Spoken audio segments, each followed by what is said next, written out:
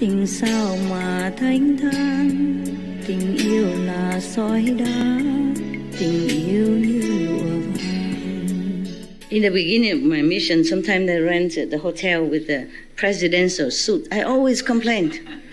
It's a 1 kilometer from the door all the way to the kitchen or to meet somebody, you know, and in the middle, big room with a long, long forever table. You know. Presidential suite. And I travel, 1,000 miles and tired and jet lag already and have to walk like that. What is the good of that? Huh? It's crazy. All the ideas in this world are not always correct, okay? You don't honor me by giving me a presidential suit. Just make me more tired. Walk in and cannot even call the attendant. Hey, yo! So tired to walk. Come here, please. Can you hear me? Hello.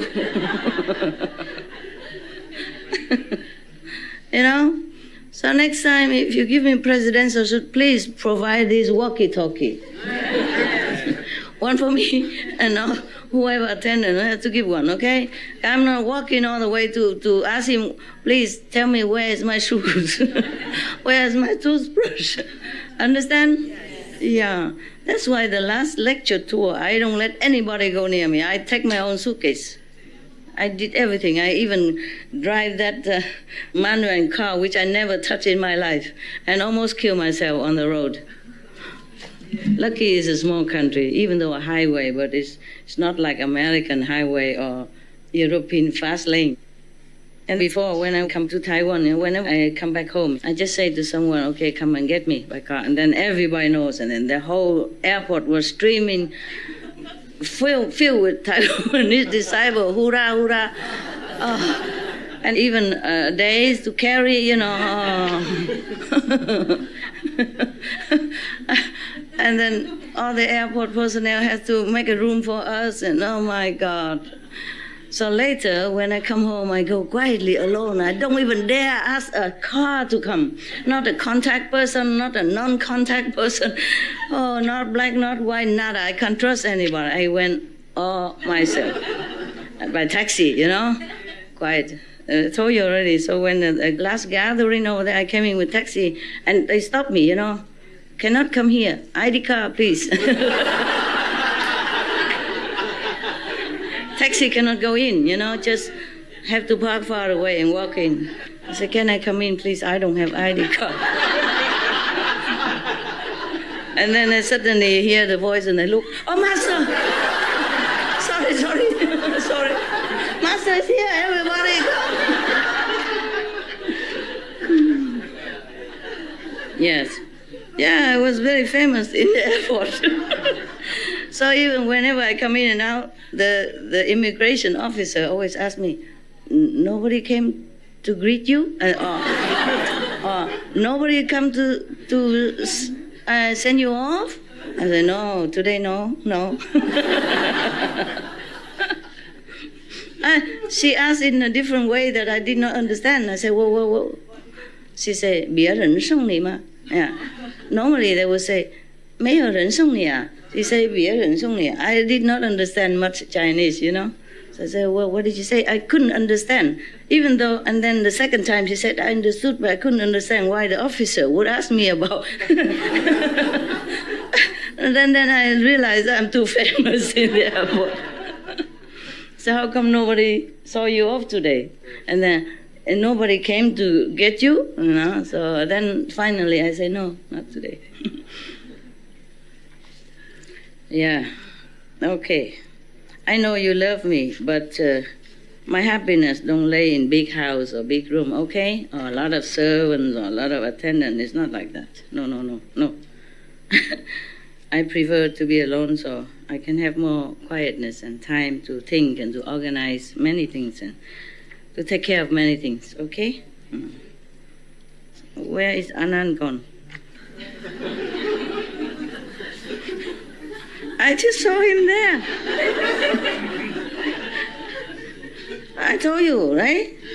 He was there, now he just disappeared. Oh, God. Anand!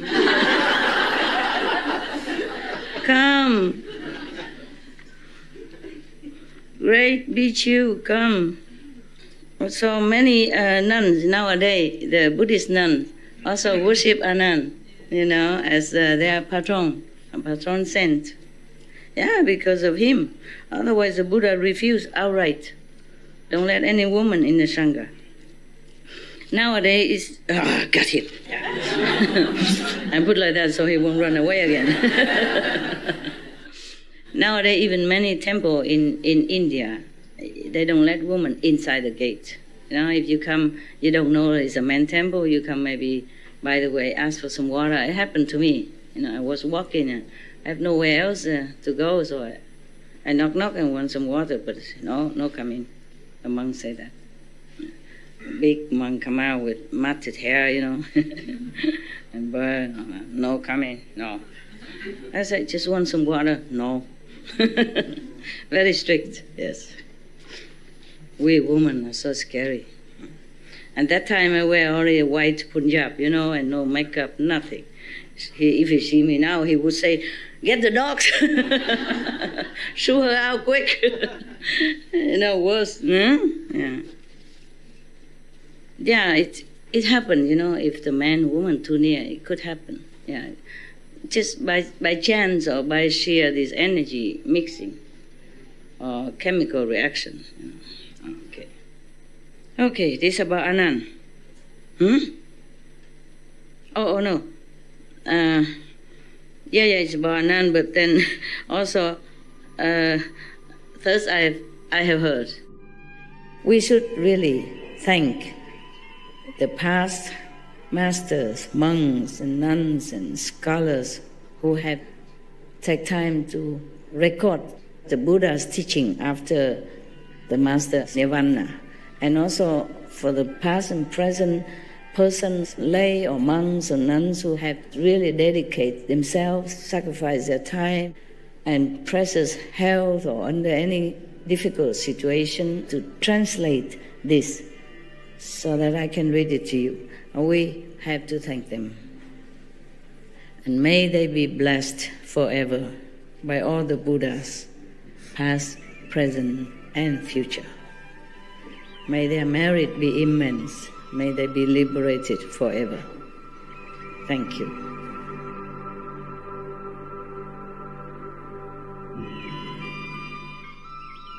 According to Buddhism and the believer and tradition, when you read sutra and all that, you have to put on incense, flower, and bow to the sutra first and thank all the Buddhas and Bodhisattvas in 10 directions, all respectfully, before you read it, okay?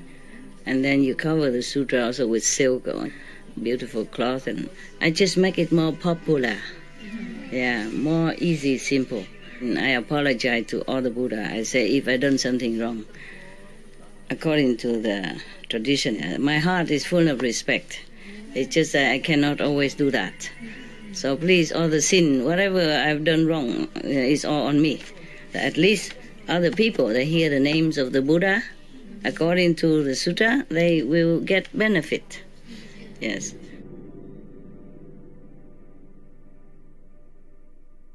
One time, the Buddha in the Save country, in the golden garden, gold garden of Kapkodok and the Prince Kida. At that time, I was the most intelligent person. Oh, Anand, very humble indeed. He himself said that. At this period of time, I was the most intelligent person and have the most accurate memories. Yeah. Therefore, many bhikkhu was thinking to themselves, we don't know what did Anand do in the former lives that acquired so much merit, and then now he can even become the chief of the Sutra recollection group. Yeah. And then whatever the Buddha said or whatever he has heard, he remember everything, not even forgotten one sentence. So they thinking together thus, And they came up to the Buddha and say, pray to the World Honor One. Anand Bhikkhu, in the former life, what has he done to earn so much merit that nowadays he could remember everything like this? Please tell us. So the Buddha say, excellent. I will tell you. This is long time ago. Long time ago.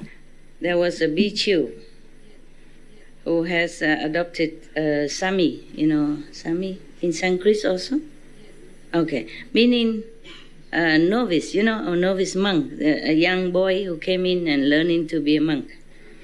Every day he make him learn the sutra by heart, very diligently, on time, and never fail. Yeah. If this Sami recite the sutra, the teaching and all that according to the time schedule, then the bhikkhu very happy. Yeah. If not, then he is upset and sometimes reprimanded him, scolded him. Okay, because of that, this small Sami was kind of nervous all the time, a little scared. He's scared because if he eats well and full, then he has not enough time to recite the sutra, because he not only eat, he must probably have to go back in and come home and prepare for the master and do all kinds for the master also, you know.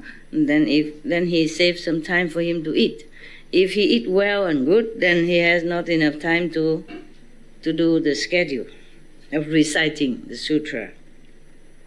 Sutra means, you know, like Bible. And if he do it diligently, then he cannot eat. You know, eat only once a day. If you miss it, you can't eat again. Yeah. So whenever he went out for alms, you know, I mean begging for food, if they have give him enough food, a lot, then he can come home earlier. Then he can do his schedule on time. Yeah. If not, then he cannot. Or maybe less, yeah? Sometimes he go out doesn't mean people give him food immediately. Sometimes have to go very far. Sometimes give not enough, and then the time he has to go back. Yeah, because they don't eat after lunch, afternoon. After the noontime, they don't eat anymore, the monks. And none, unless when they're sick or something, and they have special food for, together with the medicine, is allowed. Yeah, until they get well, then have to go back to schedule. One day he went out, and that day not many people give him food. So he keep walking from one house to another until almost noon already, and still don't have enough food for both of them. And then he has to go home, but still late for reciting the sutra. Next day he was going out begging again, and then he was very, very sad. And he's walking and crying at the same time. And then one of the rich person in that region come and ask him, "Why are you crying, monk?" And then he said, "Sir, my master is too strict to me. Every day he make a schedule for me to recite all the Buddha Sutra. If I recite it on time and fulfill the schedule, then he's very happy and relaxed and relenting. If not, then he's very cranky, scolding me. Because going out for alms, meaning begging for food, going out for alms is not always precise. You cannot count the time. If someday, the people give a lot of food and quick, then I go home early, of course. Then I can do it on time and fulfill the schedule. But someday they don't give, or give very little, then I have to go farther, and then when I come home it's late. I have no time to fulfill the schedule. So I'm very sad, that's why I'm crying. young boys, of course, it's too hard, too hard, such a life. So think twice before you want to become monk, okay, huh? But even you become a monk here, this is not really a problem. It's just that you have to be sincere. Very difficult to find someone who really wants to be a monk and follow through with it, you know? Yeah. It's very difficult to keep your ideal in time of test, yeah? Yeah. There were some people a long time ago, they stay in the desert, you know, and they eat just bread together, dry bread with the water, and they continue to stay. And they wrote a book about it, yeah. So the rich, noble gentleman said, "Oh, so from today then, you just come to my house. We always have enough food. I will always give ample food for you and your master. So you never have to worry about food anymore. Then you can have time and concentration to recite the Buddha Sutra." Yeah. Wow, that's very nice. Yeah. So since then, you know, yeah, he always go there and has everything he needs. And master and disciple, very, very happy, happy ending. And then the Buddha remind the assembly thus, "Bhikkhu, you should know, the master of the Sami at that time is the Buddha, a stable light, you know, that's the name. And the Sami at that time is the past reincarnation of myself. Yeah. The noble gentleman offer food every day to the master and disciple, that was Anand. No wonder he remember everything. So life after life he has the DNA. Good memory, you know? That's why. No wonder. Okay. So this time he can remember everything. Whatever is said to him. Yeah. Whatever sutra or any one word that I said, he never forgot. Yeah. All the bhikkhu, you know, the monks have heard that. Everyone was so glad, happy, yeah, and inspired to recite the Buddha Sutra, yeah, and also wanting to offer, you know, yeah, they love all that. And then they withdrew. Okay, that's good. Now you know. Now you know our benefactor. Why he is so good like that. Okay, huh? That's a good story for a change. But still have some scolding in it, sad and just a little bit, yeah. In Chinese idiom, they say, strict master produce best disciple, excellent disciple. So maybe because the master was so strict, so Anand, life after life, you know, have such a good memory, yeah. A good point. Recited my teaching every day. No food. Huh? No food. No food otherwise. 2 meals become 1 meal. All right, very good. Now we go back to hell. You want or not? Yes. Yeah, because there are a couple more stories in there. I haven't read it. You like hell? Yeah, it's better you know it so you don't go there. Huh? Yeah. In order to protect the people, some person have to say, oh, in that forest, there are tigers who will tear you up and will eat you, and I don't ever go there. Then at least you know. Sounds scary, but if you don't describe it, you think, what the heck, I go and see what it is. You know what I mean? Yeah. If they say, just don't go there, you know, then you don't really understand it. But if you describe it detail, then you know and you won't go. Maybe you still want to go, then it's your problem. Where were we before? Karmic retribution. Have I read that? Yes. All of that? Yes. Okay. Yeah, okay. So the 4 heavenly kings vow to protect all beings, right? Yes. Are you sure? Yes. Oh, okay. So everything. Bình minh quên sanh tử, quên chính mình, tình quân quyết chân